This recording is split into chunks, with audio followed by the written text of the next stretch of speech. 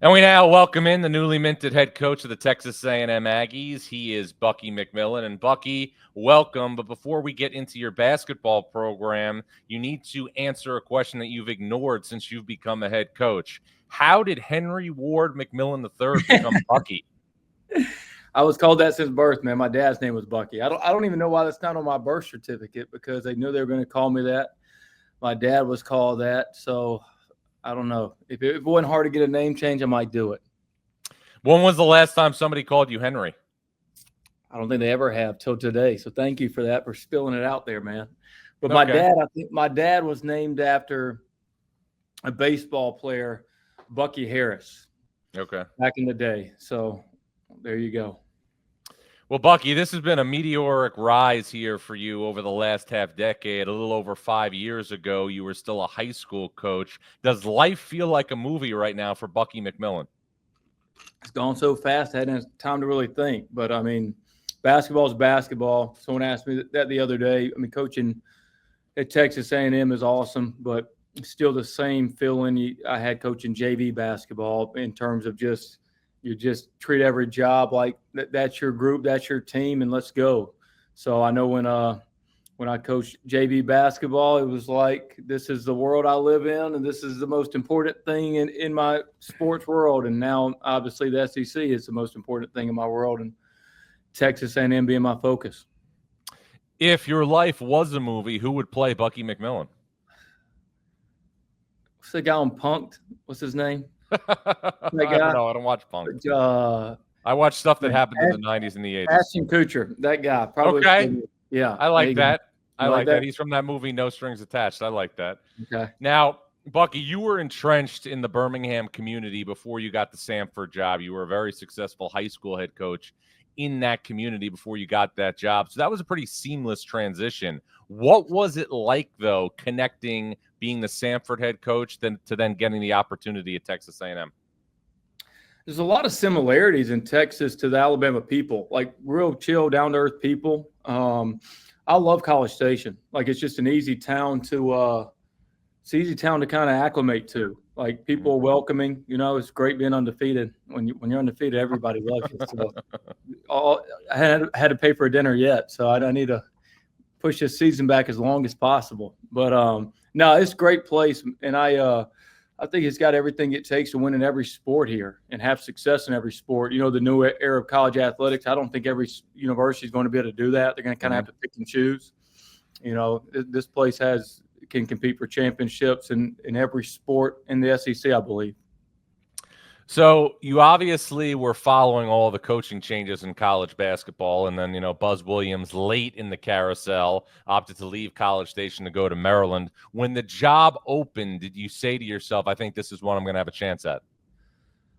You never know. I mean, it's in the South in a way. You never know how the dominoes will fall. I know it was one that I would have to take, and I would want to talk to our athletic director. Obviously, the coaching carousel moves, and there's opportunities you're involved with. And my athletic director at Samford's a guy named Martin Newton, who's a big guy in my life. And there's been jobs I've asked him about. He said, I don't know about that. Besides the money, I don't know about that one for you. But when we started talking about Texas A&M, it's like, I don't want to see you go. But, man, that's a place that you could go, and I think you'd be really, really successful there. So when he kind of gave me the go-ahead that, that would be a place that he knew that I would may fit me, I was, all in to wanting to be out here. Well, one of the things that's attached to you, regardless of where you coach and regardless of what level you coach at, is the term Bucky Ball. What exactly is Bucky Ball? So it's funny. Someone asked me that the other day from out here. So when I was coaching high school basketball, in Alabama back in the day, all the coaches kind of in the suburban schools, they played in the 30s and 40s, really slow, ran the flex, no shot clock, shoot it after a minute. And I was committed to if I coached, we were never going to do that. We were going to trap until they shot the ball, shoot as quickly as possible, take a lot of threes. And so some the old school coaches in the area used to say it as a negative, right? It wasn't disciplined basketball if you play fast and shoot threes. It's they're just playing Bucky Ball over there, that kind of mindset, right? And then we started winning a lot, and then it became known as a positive in the community that I coach in. And basically up-tempo basketball, shoot a lot of threes. You see more and more of it today, but, 15 years ago, a three-point, people thought a three-point shot might be a bad shot, right? Right. And, we've always been a high-volume three-point shooting team, up-tempo team. What coaches did Bucky McMillan study to learn his own offensive system? So I played for a great college coach in Dwayne Reball, who was the coach of Birmingham Southern. They were in the Big South at the time. He won 2 NAI national championships before that. And he was kind of the same way. Early three-point shooting before it was popular, spacing the floor. And so studied him a lot. There's some college coaches now. They're my competitors. I can't say too much about. I can't hurt myself in the recruiting game. But there's some guys that I'm friends with in the business that kind of one of them had a similar route to me. Nate at Alabama. I'll go ahead and say it. And so I've watched them analytically, and we're kind of in the analytics before the analytics were the analytics. Yeah. Bucky, getting an opportunity to be an SEC head coach, especially with the SEC conference right now, just on an upward trajectory, is a once-in-a-lifetime opportunity. And usually these opportunities come when a team, goes on a little bit of a run in the NCAA tournament or has, major success in March. Your team a year ago was on the cusp of beating Kansas in the round of 64 and came up just short. I'm curious, after that game was over, did you, even though you were very proud of the way your team played, feel like you left an opportunity on the table? It's a controversial ending to the game. If Yes. people remember the game. Yeah. Right. But, I guess the feeling was we all saw where the kind of the NIL and the transfer portal was going. That, these last 2 years you've seen no mid-majors in the Sweet 16 pretty much at all. And so I do think that we were right there to advance to the next round. Could have gone either way. But I do think that the times have changed a lot, and they're going to have to change for mid-major coaches, because it used to be you had to go win that game in the tournament, maybe win another game. But you're just not going to see that hardly at all anymore based on the talent gap because of the portal. Yeah. Right. The last 2 years, this is the first time this ever happened where you don't have those runs. Yeah. And so, anyway, from my standpoint, I wasn't thinking about it like that. I hated it for our group. Yeah. But just in general, taking me outside of this, for all the mid-major coaches, I think ADs are going to have the courage that if they see talent, they can recognize it. Yeah. And sustain success. It won't be about those, the Shaka Smart run to the Final Four. Right. You're just not going to see that as much anymore, because a lot of those players that helped them get there are going to be taken away, as we know. And that's kind of what happened to us. We had this past year, we had 8 of our top 9 players that took us to almost beat Kansas in the NCAA tournament. They weren't there the next year, this past year. So what are those conversations like when you have a roster at Samford and you build an NCAA tournament team, and then as soon as the season's over, those guys are probably going in the portal? What's the dialogue like? Yeah, it's tough because you can't even – there's the financial piece to it, and then there's the basketball piece to it. You can't even argue with the financial piece. Like, you're not even going to – that's their decision.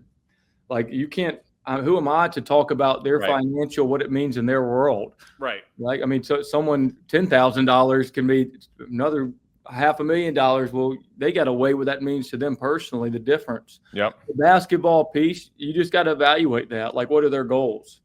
Like, sometimes, you can look up and the players transferring up from mid-major, some of them hadn't had much success at all. Others have been very good. So where do they fit in? And so now I'm on the other side of this, right? So, like, I was at Samford trying to keep players there, saying, hey, bigger role, more opportunity, more value when you leave. Now you're on the other side of this talking to mid-major players, talking about bigger conference, how we travel, how we operate, the big stage. Yeah. So I've been on both sides of it, and it's an interesting piece. I see good and bad in both sides. What are your impressions, Bucky, of the roster that you've put together at Texas A&M? Did as good as we could possibly do based on when we got hired. I think I saw some article based on, I think we were the last Power 5 job. I guess Samford was the only job after ours, right? Yep. And I think I saw something because of everyone thought was so in fear of the April 7th deadline of the judge that I think we got here officially on the 8th maybe. And I think I saw something that 81 of the top 100 portal players were already taken. something crazy like that. Yeah. So I think our staff, when we got everybody in place, the people of A&M supporting us with the way we had to go about this. I'm not saying that this will be the best team we ever assemble, but what I will say is I'm very proud of what we were able to do based on when you're looking at the supply and demand chain at the time we got hired.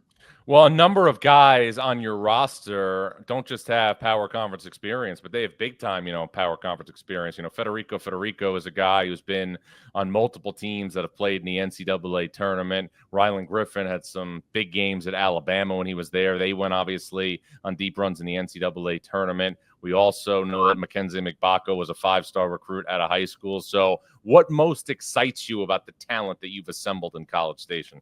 I think we're a good shooting team. And so that's what I see when I'm watching. We have a lot of good shooting. And when you have that, you're capable of beating anybody. You want more than that, obviously, or you're capable of losing anybody, right? But I certainly think it's a team that you'll see make 20-plus threes in some games this year. And if it became between one or the other, like a team that, hey, could lose to some teams, but also a team that could knock off the best team in the country, give me that team, because we all know to make a run in the tournament, you're going to have to pull that. And we know what this is. I mean, basketball is a postseason sport, right? I mean, that's what it is, a tournament sport. So if we can do our job getting to the tournament, and it's your path, right? And you just got to have one of those two games where you shoot it extremely well. And these guys we have, they're capable. We have multiple guys I think can shoot 40+% from three-point line. Well, that's a nice luxury to have as a coach, and that's a positive. And you're going to need all of those shooters because you're going into a conference right now where 14 teams last year made the NCAA tournament, and 9 of the 16 sitting head coaches have at least taken a team to the Elite Eight in March Madness. What are your feelings knowing that you're a couple of months away from being a head coach and competing in the SEC? It's a great league to be in because of what you said. I mean, your goal is to get in the NCAA tournament, and your goal is to win the NCAA tournament. And if you can compete at a high level in the SEC, which is the best league in college basketball last year and arguably the best league ever assembled, you got a chance, certainly when the majority of the teams are making it to the tournament. But I mean, you look at it, I think it was, to correct me if I'm wrong, was it you're the stat guy, you know it all, 14-16 in the tournament, 7 in the Sweet 16, I believe. Is that right? Yeah. Maybe 4 Elite Eight, 2 Final Four. I have to go double check, but yeah, I mean, Kentucky and Tennessee played, yeah.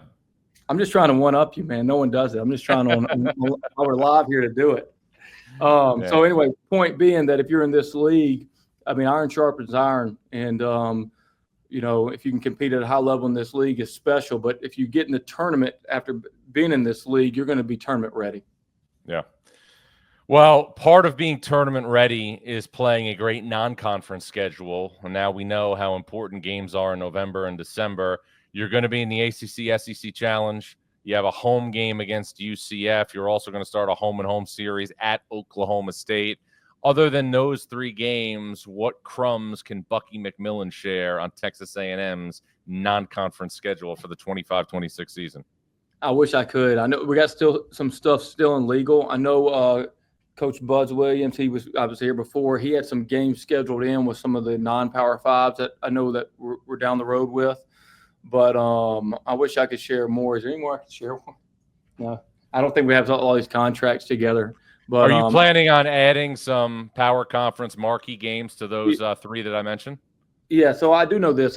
Teams kind of go with some go with the 9-4 model, 4 Power Fives, 9, and some go with the 8-5. We're going with the 8-5, so we'll play 5 Power Fives total, right? I do know that, and then 8 non-Power Fives.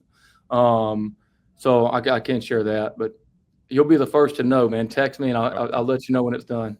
We look forward to that, obviously, as Bucky Ball now is in the SEC. But Bucky, let's wrap on this. I know that you came to Texas A&M because you wanted to be in a multi-bid league. You wanted to play in the NCAA tournament. Based on the personnel that you've assembled after one shooting workout, is that a realistic goal for the Aggies here coming up in 2026? Yeah, I certainly think it is. I mean, you're talking about A&M. People forget sometimes that 3 years ago, A&M was playing for an SEC championship game. It was in the SEC championship game, right? And like you said, 14 to 16 teams got in, and this is just going to be about this group coming together, right? If they come together, lots of new faces. I always expect to be in the NCAA tournament. When I was at mid-major, I expect to be in the NCAA tournament. I dang sure expect to be in at Texas A&M, and I expect when we get there to win there. So I think all these guys we've recruited think the same way. He's Bucky McMillan. He's the new head coach at Texas A&M. He's put together a really good roster, and Bucky Ball isn't coming to College Station. It's arrived in College Station. Just ask anybody who watched that shooting workout. Bucky, congratulations on the job. Really appreciate a couple minutes, and as always, look forward to staying connected along the way. Appreciate you. Thanks for having me. Can we get a gig from you? No, that would be showing a non-objective approach, but I will definitely be covering your team with serious interest. I always put you on the spot like that. Text me. I'm gonna get you those scheduled dates. Okay, I appreciate it. That was Texas A&M head coach Bucky McMillan. We will be back after this.